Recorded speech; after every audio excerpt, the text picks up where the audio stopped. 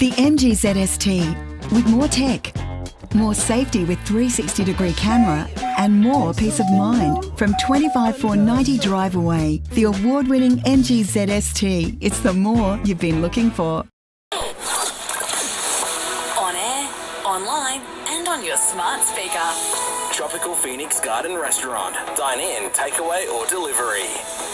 Hit News Briefing. Hello, Alicia McFarland with your news briefing. The PM has touched down in the US today ahead of an AUKUS meeting scheduled in San Diego this week.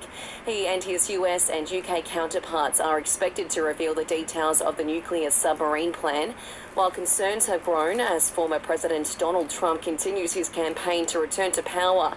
His former security advisor, John Bolton, has told the ABC if he does, he could decide against giving Australia US-designed Virginia-class submarines. Somebody would say this is difficult to construct enough submarines for the United States as well as for Australia. And he might well say, well, America first means no submarines for Australia. I think that would be a bizarre kind of mistake, but in Trump land, it might look sensible.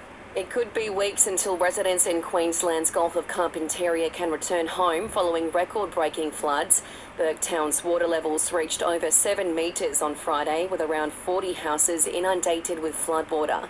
Major flood warnings remain across the state today, with more rain forecast today and tomorrow. 2 children are among 3 dead from a horror crash in a rural New South Wales village last night. An 11-year-old girl, 14-year-old boy and 43-year-old man all died at the scene when the ute they were in left the road and struck a tree in Cootes Crossing. An investigation has begun. More than 1,000 people have bared all today for Sydney's annual nude swim. The event, dubbed the world's largest nudie dip, has returned for the first time in 3 years. In sport, scans have revealed the Storm's Nelson Asafa Solomona suffered a high-grade MCL injury in last night's loss to the Bulldogs. It's bad news for Melbourne, with the star prop ruled out for 6 to 8 weeks. Meanwhile, the Knights' Jackson Hastings is just minutes away from lining up against his former club for the first time.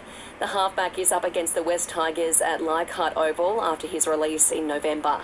And India has returned to the crease on day 4 of the fourth test against Australia. A short time ago, they were trailing by 162 runs.